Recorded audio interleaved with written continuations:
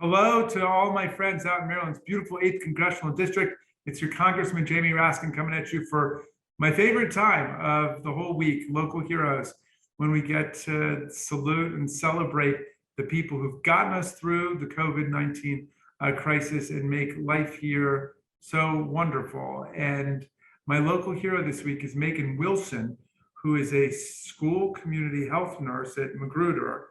She's lived in Montgomery County, Maryland her entire life. She graduated from Sherwood High School. She got a nursing degree from Marymount in Arlington, Virginia. She's a certified pediatric nurse through the Pediatric Nursing Certification Board. She started her nursing career at Mount Washington Pediatric Hospital in Baltimore in 2003, working for the infant and toddler unit.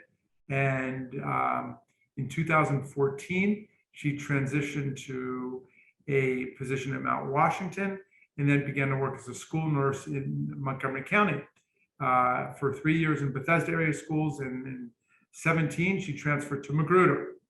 And in addition to Magruder, she's assigned to Cashel Elementary School. She's married. She's got 3 teenage daughters and 1 4-year-old son. And by the way, I can't get into too much more detail, but she saved a student's life on January 21st of this year, which is how she came to my attention. And I'm so glad she did. Megan Wilson, congratulations, welcome, and thank you for being our local hero on this day, April 15th, Friday, April 15th, which also happens to be tax day. But it's people like you that I think can make us feel pretty good about where our tax dollars go. Well, thank you very much for having me here today. I got to start with this. I understand there are 1,600 students at Magruder. There've got to be, I don't know, 150 staff, teachers, administrators. And you have 1 assistant and you are in charge of seeing everybody. What's that like in normal times, which sounds crazy enough? And then what was it like, or what's it been like so far through COVID-19? So yeah, we serve as the primary medical resource in the school setting for teachers and for students. So, you know, during COVID, our roles shifted a little bit, and we were, you know, when schools were shut down, we were actually pulled out of the schools and placed in different places in the county, taking on new roles. Some of us were put in jail, some of us were doing contact tracing, testing. So we've shifted a lot in the last 2 years just through the pandemic, and now being back in the schools. We've been, in the beginning, very focused on COVID. It seems to have, you know, slowed down. I hate to say that right now, I'll knock on some wood, but right now it seems to be slower. But when it was all ramped up, the days were very long and tiring, and we were seeing a lot of COVID and trying to trace, you know, like who this student had contact with, how close were they on the bus, and just trying to figure out all ailments of the situation with COVID. So COVID added a whole new you know, job responsibility to our already very filled job. So yeah, well, let's talk about that, like pre-COVID. I mean, what on a normal day, although I imagine that doesn't really exist, but on an average day, like what kinds of things would kids come into the office for? So it's different every day, and that's one of the things I like. You know, when I first took on the role to be a school nurse, I was like, oh, this is going to be an easy gig. I'm going to have a nice schedule. But I quickly learned that it's like so much more than, you know, Band-Aids and ice packs. We serve the entire student population. So we're reviewing files for every single student in the building, identifying health conditions, working with the students that have chronic illnesses. So the students with diabetes, asthma, anything that requires any kind of care during the day.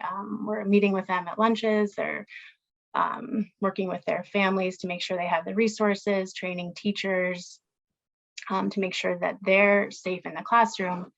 And, like, especially with our diabetic students, every teacher has to be trained. So at the beginning of the year, I have 7 diabetic students. Each of them has 7 teachers. Some are repeats, but it's about 40 teachers that I have to go around and do training with prior to the school year starting. And we don't have a lot of time. We have about a week. I wanted to ask you about some other things like allergies and emotional and mental health problems. Yes. We'll start with those. Yeah, so anaphylaxis has always been a big thing. That's one of our first things that we address at the beginning of the year, trying to figure out who has anaphylaxis, letting the cafeteria staff know, letting the teachers know, trying to get their EpiPens into the building, and just working with the parents and the staff to do training. We always have to have additional staff members other than just the health personnel trained. So like we train security staff, we train administrators, coaches after school are trained. The biggest, with being in high school, I'd say the biggest thing for us is the emotional health, so the mental health of the students. So we're dealing with the chronic illness, just the regular headaches and stomach aches, but the biggest thing that we are dealing with every day is the mental health needs of the students. It's just like a revolving door, just coming in and trying to be that trusted adult that they can talk to, and helping them work through some of the things that they're going through, because right now it's not so easy to be a teenager. It's a period of great anxiety, increased depression, Right.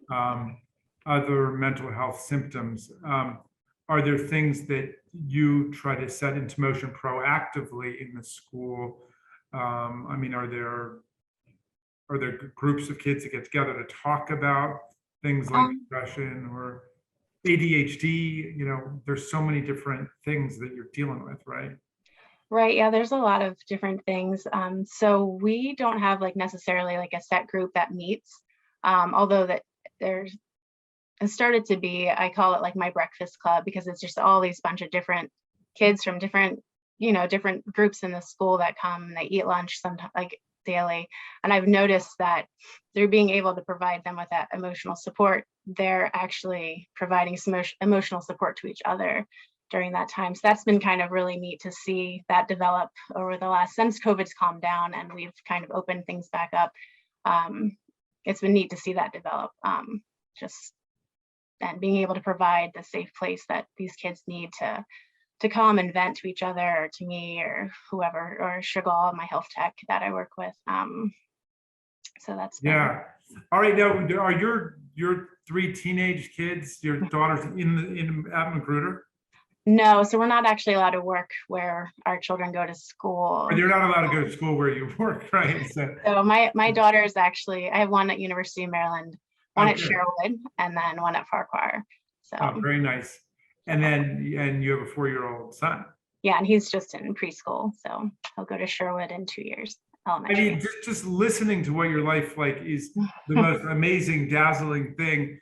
For everything you do for everybody at Magruder, in our community, in your family, you are definitely our local hero this week, and we salute you and we praise you, Megan Wilson. Thank you. Thank you. It's an honor to be here.